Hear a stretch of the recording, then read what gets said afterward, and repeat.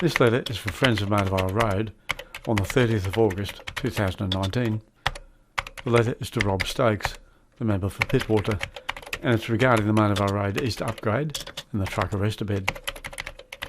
Dear Sir, please find attached the NCAT judgment for the GIPA review of Walker v Roads and Maritime Services 2019, reference 000790960, and it's dated today, August 30th, 2019.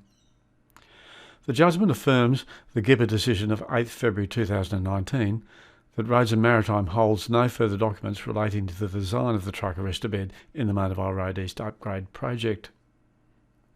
In conjunction with the attached Oricon Detailed Design Report 2017, the judgment confirms the previously made claims of our June 20 letter to you regarding the safety of the proposed upgrade of Motor Vale Road East, especially at the truck arrestor bed, because it does not comply with Austroad's Guide to Road Design Part 6, Section 7.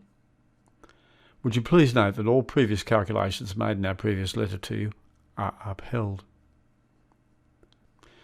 On Tuesday, 29th of January 2019, you, Rob Stokes, said that safety is at the forefront of this upgrade, given Motor Vale Road's tragic crash history.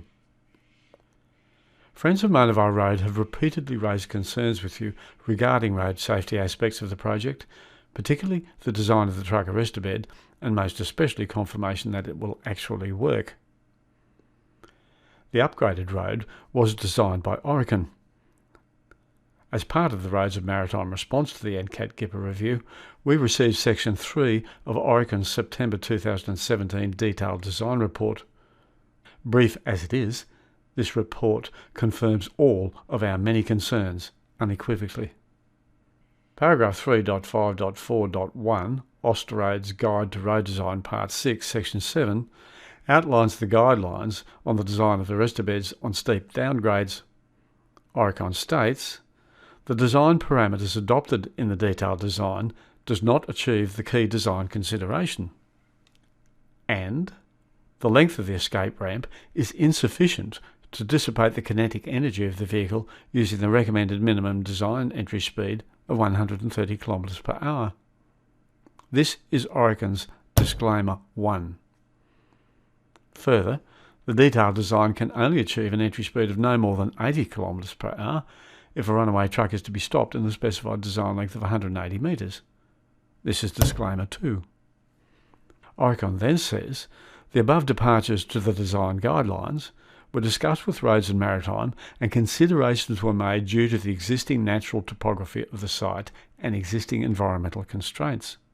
That's Disclaimer 3. Oricon doesn't want to be liable for these design deviations. This is extraordinary. Oricon, the road designer, is pointing out to Roads and Maritime Services, the project manager, that because the road is steep and the terrain difficult, Austroad standards cannot be met.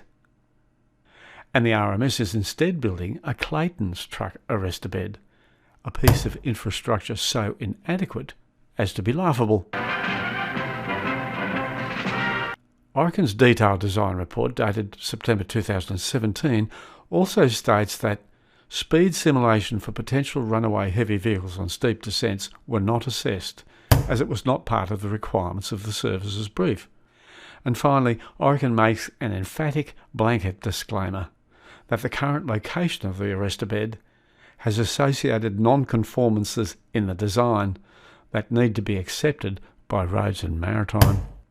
Roads and Maritime Services has not acknowledged this non-compliance in writing. This despite the fact that the 1998 Emma Street runaway truck was doing in excess of 160 km per hour when it killed a 13-year-old schoolgirl having her birthday party, and the tanker crash of 2013 was travelling at more than 60 km an hour over the speed limit when it rolled, burst into flames and burned 2 men to death. It begs the question, is Roads and Maritime seeking to evade future responsibility for an inadequate truck arrestor bed design? Surely it realises that another tragedy involving a runaway truck at Motor Vale is more than just a possibility.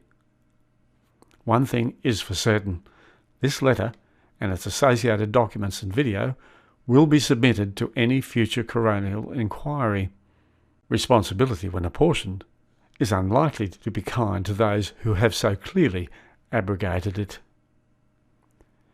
It has been pointed out that at West Gosford the descending lanes have continuous half arrestor beds. This design offers a potential solution to the Monavai Road Cemetery Hill problem. There is still time to look at this. Would you please pass these concerns on to the relevant minister and maintain a personal interest in the matter? Yours sincerely, Phil Walker and John Ellingsworth, Friends of Monavai Road.